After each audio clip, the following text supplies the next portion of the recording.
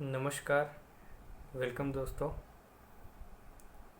आज हम बात करने वाले हैं बेसिक के बारे में, हारमोनियम के बेसिक्स के बारे में और संगीत के भी बेसिक के बारे में आप बोल सकते हैं।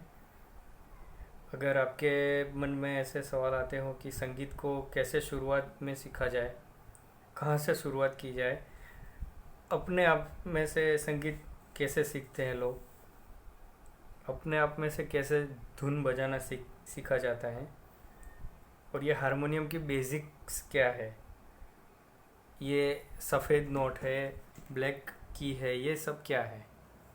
और शुरुआत में ये सप्तक जो बोलते हैं वो सप्तक ये क्या है, ये सप्तक क्या है, बीच वाली सप्तक क्या है, इसको कैसे अलग करते हैं, इसको क्या बोला जाता है, ये सब कुछ बेसिक आज हम डिस्कस करेंगे। और ये ऑफकोर्स बहुत बेसिक से शुरू होगा, बहुत ही शुरुआत से ज़मीनी तौर पे शुरू होगा। तो मैं सभी व्यूअर्स को रिक्वेस्ट करूँगा कि पूरा वीडियो देखें। तो जो भी हारमोनियम के या संगीत के लगते जो भी है, जो भी आपके दिमाग में सवाल है, उसके मैं जवाब देने की कोशिश करूँगा। और अगर फिर भी कुछ रह जाता है तो आप कमेंट सेक्शन में बता सकते हैं कि क्या क्या छूट गया। तो चलो शुरू करते हैं। पहले तो मैं आपको बताना चाहूँगा कि टोटल में 12 सुर होते हैं। काफ़ी लोगों को ये मैंने देखा है कि कन्फ्यूज़न होती है कि कुछ लोग ऐसा मानते हैं कि सिर्फ 7 ही सुर होते हैं, क्योंकि ज़्यादातर गानों में यार सब जगह पे यही बताया जाता है कि 7 सुरों का बना ये सप्तक होता है, ये होता है। तो वो एक कॉन्सेप्ट ऐसा दिमाग में लोगों के घुस गया है कि सिर्फ 7 ही सुर होते हैं, लेकिन ऐसा नहीं होता। टोटल 12 सुर होते हैं, लेकिन शुद्ध स्वर 7 होते हैं, इसलिए हम उसको सप्तक बोलते हैं, 7 सुरों की बनी सप्तक। तो शुद्ध स्वर 7 होते हैं, कोमल स्वर 4 होते हैं और एक तीव्र होता है। तो चलो प्रैक्टिकली देखते हैं। मैंने ये पूरा ऐसे बोर्ड पे लिख के आपको बताया कि आपको क्लियर हो। वैसे ही मैं हारमोनियम पे आपको दिखाऊं तो आपको समझ में नहीं आएगा, तो हम दोनों का साथ में करते हैं। लेकिन पहले मैं आपको सप्तक के बारे में बता देता हूँ। सप्तक 3 प्रकार की आती हैं, मंद्र, मध्य और तार। तो देखते हैं। ये जो सप्तक है यहाँ से लेके ये मध्य सप्तक, ये मंद्र सप्तक है, सॉरी, इनको मंद्र सप्तक बोला जाता है क्योंकि इनके जो सुर है वो बहुत मंद है, तो इसको मंद्र सप्तक बोला जाता है। ये बीच वाली है जो जो ये सप्तक है, यहाँ से लेके यहाँ तक, सा से लेके नी तक, इसको मध्य सप्तक बोला जाता है। और ज़्यादातर गाने इसी सप्तक में होते हैं, और गाने और बजाने के लिए ये सप्तक सबसे ज़्यादा यूज़ होती है और कंफर्टेबल भी यही होती है। इसके बाद चलते हैं। तो यहाँ पे जो सप्तक है इसको तार सप्तक बोलते हैं। इसकी आवाज़, इसकी पिच बहुत हाई होती है, तो इसको तार सप्तक बोला जाता है। तो ये तीनों सप्तक के बारे में तो आपको पता चल गया होगा। लेकिन अगर सुरों की बात की जाए तो टोटल 12 सुर होते हैं, जैसे मैंने आपको बताया। 7 शुद्ध, सा, रे, ग, म, प, ध, नि, सा। देख लेते हैं। सा, रे, ग, म, प, ध, नि, और ये फिर से सा तीव्र सप्तक कहा गया। तो सा से लेके नी तक जो 7 जो शुद्ध स्वर हैं वो ये है, सा, रे, ग, म, प, ध, नि। तो इसे शुद्ध स्वर किया कहा जाता है।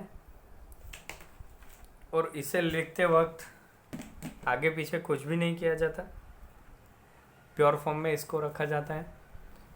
और जो कोमल स्वर है, जो कोमल सुर है, वो रे, ग, ध और नी, रे, ग, ध, नी, और उस कोमल सुर को लिखते वक्त ऐसी छोटी बिंदी उसके नीचे की जाती है। आइए देखते हैं। हमने देखा था सा रे ग, तो ये जो है रे और ग ये दोनों शुद्ध स्वर है, लेकिन इससे अगर हाफ नोट में नीचे लेता हूँ तो ये रे आएगा, तो इसको मैं कोमल रे बोलूँगा। और इसी तरह ये जो ग है, इससे जो मैं हाफ नोट नीचे लेता हूँ तो ये आएगा, तो इसको ग कोमल बोलते हैं। रे कोमल, ग कोमल। वैसे ही सा रे ग म प ध, यहाँ पे ध है, अगर इससे हाफ नोट में नीचे लूँगा तो ये आएगा ध कोमल।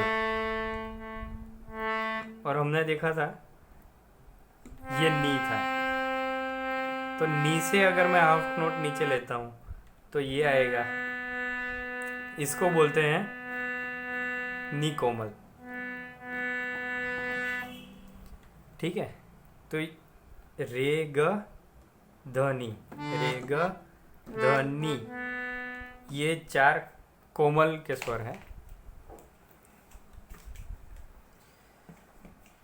अब बचा एक म, जिसको हम तीव्र म बोलते हैं, तीव्र बोलते हैं। तीव्र में एक ही सुर है म, और इसमें ऐसी साइन की जाती है, थोड़ा सा डैश किया जाता है आगे, जिससे इसको हम अलग कर सकें।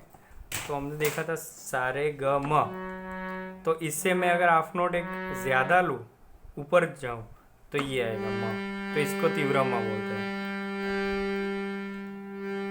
तो आपने देखा सा रे ग म प ध नी, ये 7 शुद्ध स्वर, रे ग ध नी ये 4 कोमल सुर, और म तीव्र।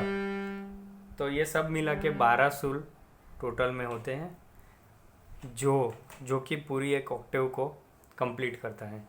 ये एक ऑक्टेव है, ये दूसरी, ये तीसरी, तो ये सब सुर मिला के हारमोनियम में अलग अलग गाने बनते हैं, और इसका रियाज करके ही हमें सभी गाने सीखने होते हैं। और दोस्तों, दूसरी बात मैं अगर आपको बताऊं कि वेस्टर्न जो कॉन्सेप्ट है, वेस्टर्न, देखिए मैं आपको बताता हूँ उसमें क्या है। यहाँ से सी से स्टार्ट किया जाता है, हमारे में क्या है सा रे ग म प ध नी सा की एक सप्तक तय है, और हम इसको सा मान के पकड़ के चलते हैं।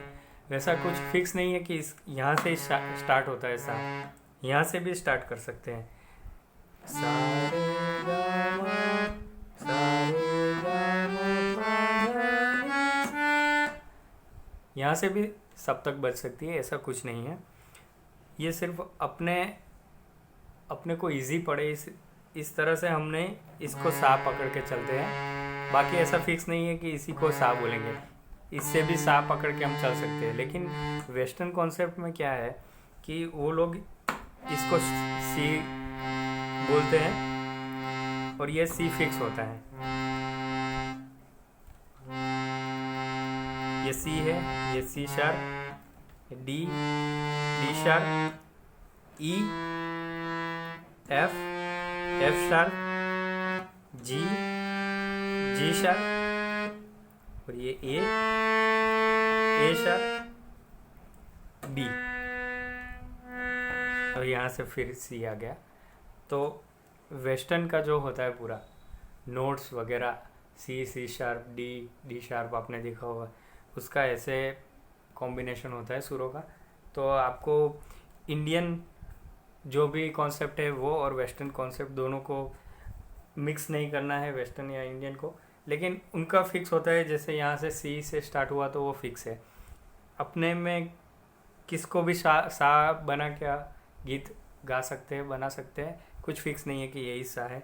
लेकिन ये 12 सुर की, जैसे मैंने आपको समझाया, वो 12 सुर कहीं से भी आप ले तो वही रहेंगे। सारे ग म प ध नी सा 7 शुद्ध स्वर, 4 कोमल रेगा ध्वनि, एक तीव्र स्वर म। तो ये सब मिला के 12 सुर होते हैं, जिससे कोई भी गाना अच्छे से बजा सकते हैं हम। और यही बेसिक है हारमोनियम का।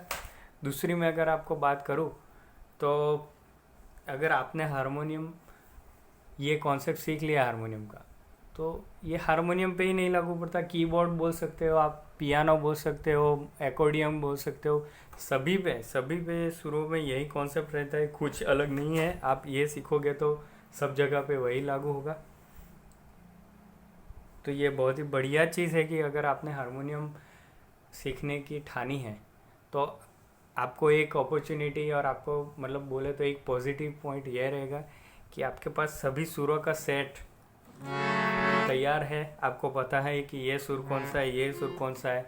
आप रियाज करके उसको बजा के, आपकी त्रुटियां हैं तो त्रुटियां आप निकाल सकते हैं और अच्छे से उस गीत को तैयार कर सकते हैं। उसमें अगर कुछ भी खामी है तो आप किसी भी चीज़ को आप दोबारा प्रैक्टिस करके उसको सुधार सकते हैं। लेकिन अगर आप फ्लूट सीख रहे हो, बांसुरी सीख रहे हो, तो उसमें ऐसे सुरों का सेट पूरा आपके सामने नहीं होता। आपको अपने आप से बजा बजा के आपको सुर निकालने होते हैं। तो मैं मेरे हिसाब से अगर आप जाए तो ये बहुत ही अच्छा इंस्ट्रूमेंट है सीखने के लिए। अगर इसमें आप प्रैक्टिस करेंगे तो आप जितना ज़्यादा उसमें एफर्ट लगाएंगे उतना जल्दी आप ये इंस्ट्रूमेंट सीख सकते हैं। और काफ़ी सारे म्यूज़िकल इंस्ट्रूमेंट्स हैं, उससे तो ये बहुत ही आसान इंस्ट्रूमेंट मैं आपको बोलूँगा कि इसमें आप प्रैक्टिस करके आसानी से सीख सकते हैं। तो आप जमे रहें, लगे रहें, और पक्का आप सीख जाएंगे। जितना आपसे हो सकता है आपसे करिए। किसी भी आपके आसपास गुरुजन है तो उसके पास से सीखिए, यूट्यूब पे से सीखिए। अच्छी अच्छी चैनल्स बहुत है, उसमें जा जाके आप वीडियोस देखें, वहाँ से भी सीख सकते हैं। काफ़ी सारे ऑप्शन हैं आपके बारे में सीखने के लिए। तो आज के लिए बस इतना ही।